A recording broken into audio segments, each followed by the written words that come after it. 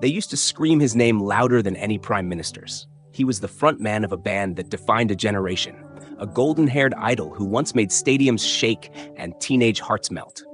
But decades later, as Australia still sings along to The Horses at every wedding and footy celebration, the man behind the music was sitting in silence, battling something far darker than a fading spotlight.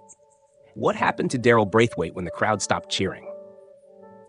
Few people know that after the glitter of the Sherbet years and the brief resurgence of his solo career, Daryl disappeared. Not just from the charts, but from himself. In private interviews, he later confessed to a crushing depression that stretched over nearly a decade. It wasn't drugs or scandal that broke him. It was something more invisible, more insidious. The slow erosion of identity when the fame he built his life around simply vanished. In the 1970s, Sherbet was more than just a band. They were the sound of youth in Australia. And Daryl was their face. But when the world moved on, it didn't leave room for nostalgia. Not even for legends. His descent into self-doubt, his withdrawal from the public eye, and the eerie silence that followed, these weren't just the quiet years of a retired star. They were the lost years of a man struggling to answer, who am I if I'm no longer who they loved? This is not just a story about a famous singer. This is a story about what happens after the fame, about the cost of being remembered by millions and forgotten just as quickly, about the hidden battles fought far from the stage lights, and about the long, quiet road one man had to walk alone before rediscovering the voice the nation once adored.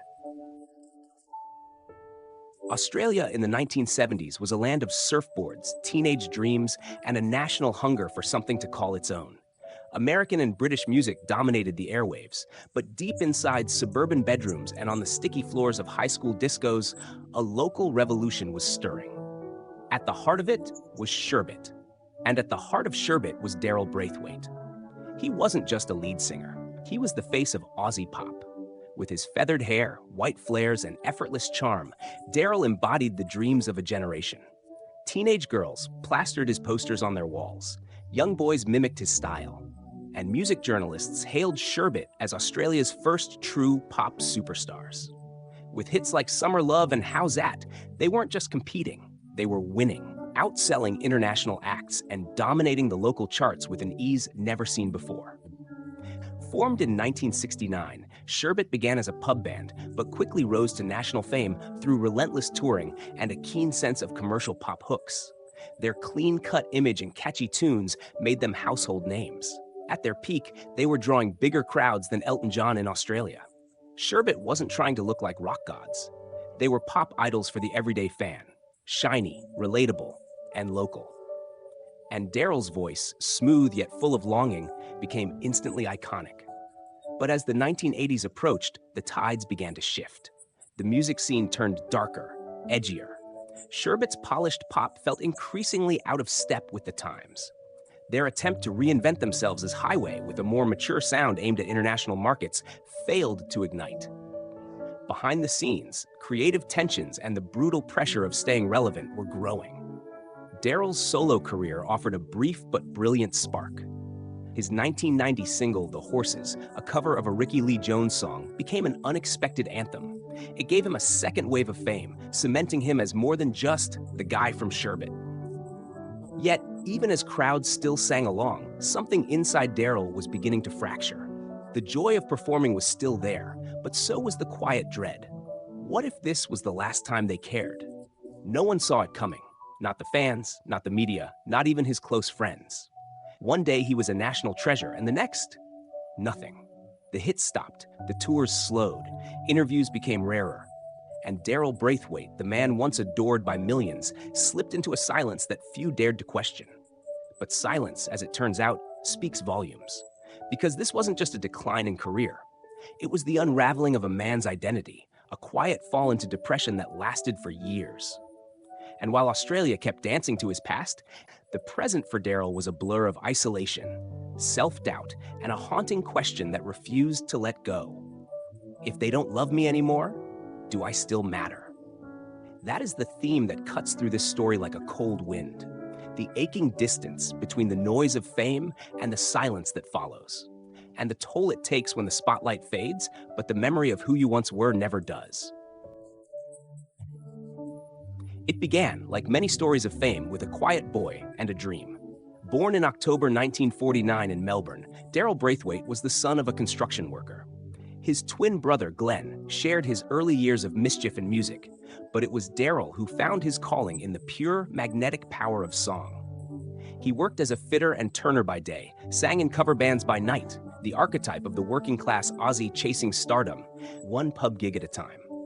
By 1969, that dream began to take form. Sherbet was born, a band of sharp suits, sunshine harmonies, and youthful swagger. Their early years were modest, opening for overseas acts and hustling through the Sydney club scene.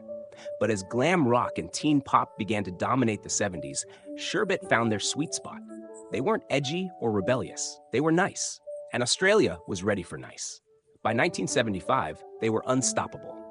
With Daryl's soaring vocals leading the charge, Sherbet became the first Australian band to top the charts with a locally written and produced song. Summer Love became a cultural phenomenon. They had their own TV specials, their own merchandise, even their own flavor of bubblegum. In an era before social media or streaming, Sherbet's fame was tactile, physical. Girls screaming outside hotels, fans lining up for hours just for a glimpse of their idol. The band released hit after hit. How's That, with its cricket metaphor and catchy chorus, became an international success. Suddenly, they weren't just Australia's darlings. They were eyeing the world stage. America beckoned, London called. But with greater ambition came greater risk. Behind the scenes, cracks had started to form. Their attempt to rebrand as Highway for the US market confused fans and diluted their identity. Record label politics, internal tensions, and creative fatigue began to weigh heavily. The pressure to grow up while still performing for screaming teenagers became unbearable. By the early 80s, the dream was fading. Sherbet disbanded quietly, not with a bang, but with the slow exhale of a band that had burned too brightly for too long. For Daryl, the solo path was both a liberation and a gamble. He had the voice, the charm, and the name. But could he escape the shadow of Sherbet? At first, the answer was yes. His solo career in the mid-80s brought modest success. But it was The Horses in 1990 that reignited the fire. No one expected the cover to become a national anthem, but its hopeful, soaring chorus, "That's the way it's gonna be, little darlin'," resonated with a new generation. Daryl was back, not as a teen idol, but as a respected solo artist. And then, nothing. After The Horses, the momentum slipped. Albums didn't chart, singles faded. The music industry was shifting rapidly, and Daryl, now in his 40s, was no longer the fresh-faced heartthrob labels wanted to promote. He played small venues, nostalgic tours, clubs where the crowds were thinning and the pay was shrinking. It was supposed to be just a slump, a phase, a brief dip in fortune before the next big hit. But the next big hit never came. Instead came the slow, creeping weight of irrelevance. The phone stopped ringing. The energy to write, to record, to perform, all drained. Daryl, once surrounded by adoration, found himself alone in rooms that used to roar with applause. The silence was deafening. And in that silence, a darker voice began to speak. This was the beginning of something far more dangerous than a career decline. This was the start of Daryl's descent into a depression that no chart success could fix. A war not with the industry, but with himself. At first, Daryl Braithwaite didn't call it depression. He just thought he was tired. Then he told himself it was normal, the post-tour blues, the inevitable come-down after a high. But months passed, then years, and the numbness didn't lift. His days became slow, colorless repetitions. He stayed in bed longer, avoided phone calls, stopped writing, stopped singing. This wasn't the life of a recluse by choice. It was the quiet, creeping paralysis of a man who no longer knew how to exist without applause. In rare interviews years later, Daryl would describe it simply: "I didn't feel like me anymore." There was no headline scandal, no breakdown on stage. Instead, his unraveling was invisible, a long, aching erosion of self. The same voice that once lifted crowds into euphoric chorus now whispered doubts inside his own head. Was it all luck? Was he ever really talented? Would anyone care if he disappeared? The media didn't notice at first. The spotlight had moved on. New stars rose and fell. Sherbet was a name for trivia nights now. And The Horses, his unexpected late hit, became a karaoke favorite, sung by strangers who no longer recognized the man who made it famous. But behind the scenes, Daryl was collapsing. He stopped performing for long stretches.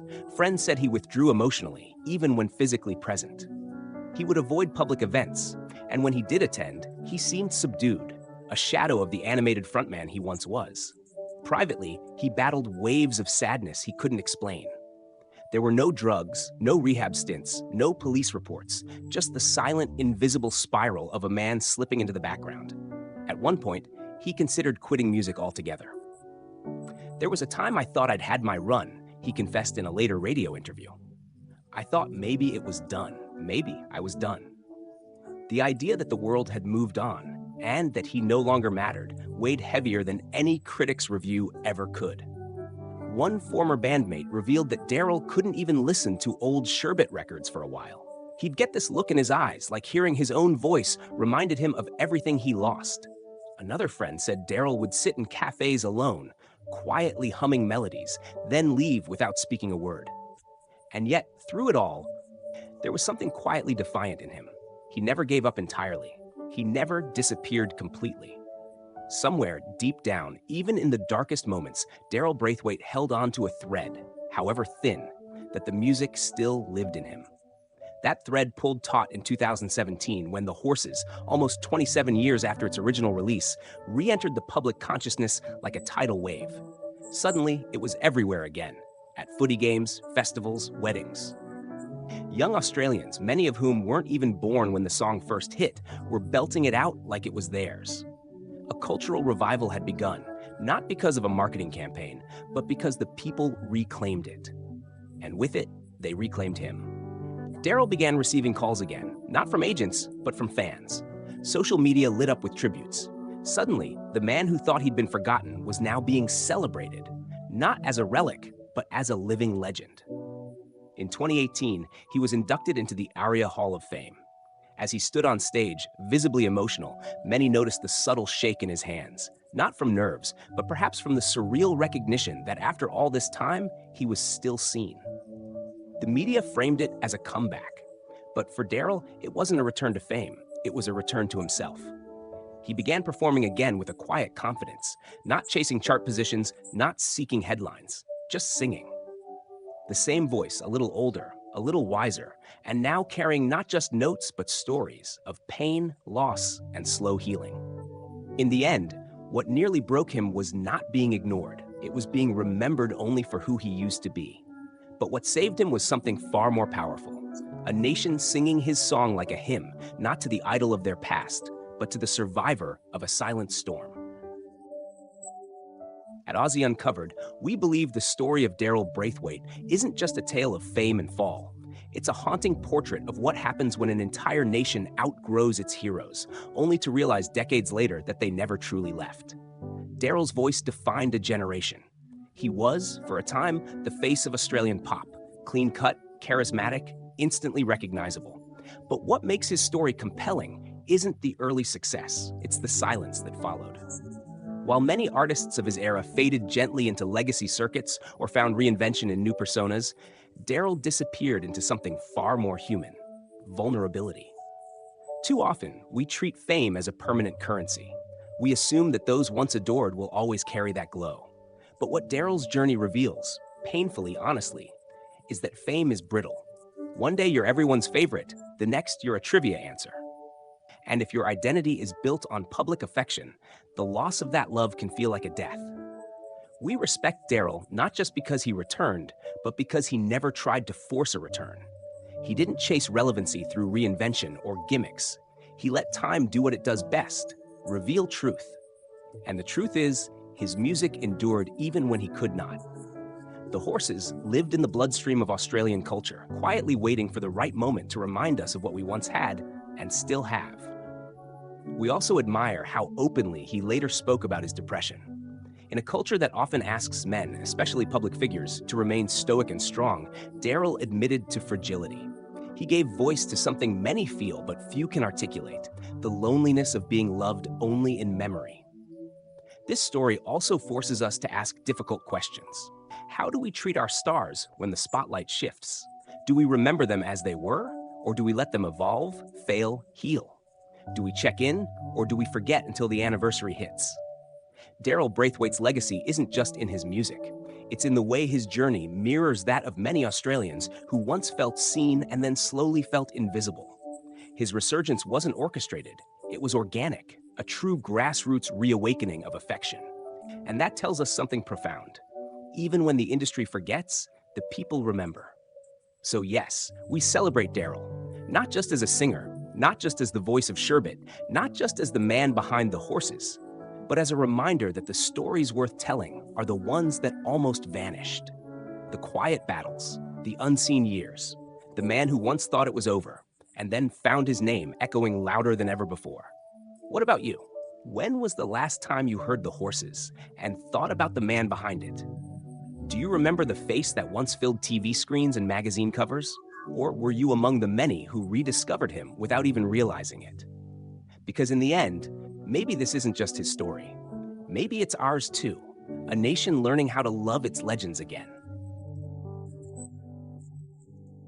There's something about the opening chords of the horses that stops time, a gentle strum, a rising melody, and suddenly you're not where you are. You're in a pub, in a car, at a wedding, at a stadium. You're surrounded by strangers singing in unison, louder and louder, as if the song isn't just music, but memory. And at the center of it all, unseen but always present, is Daryl Braithwaite. He never asked to be a legend. He simply wanted to sing. But fate, fame, and the brutal rhythm of pop culture chose him, lifted him, and then, as it does with so many, let him fall. What remains, though, is not the fall. It's the return. Quiet, humble, and somehow even more powerful because it wasn't expected. Daryl didn't demand our attention back. He earned it through survival, through staying alive when the world seemed to move on, through standing on stages again, older, wiser, and still singing. Not every story ends in fire. Some end in rain, gentle, healing, and slow. We may never fully understand the weight Daryl carried during those silent years, nor the courage it took to walk back into the light. But now, when the nation sings his song at the top of its lungs, perhaps he feels it. Not just nostalgia, but redemption. There are many stars in Australia's musical sky. Some burned bright and fast, some faded without notice. But some, like Daryl, endure, not because they stayed on the charts, but because they stayed in our hearts. Some stories are never told, but now you know. And maybe next time you hear that chorus rise, that's the way it's gonna be, little darlin'. You'll remember not just the voice, but the man behind it. The man who once lost everything and somehow became unforgettable.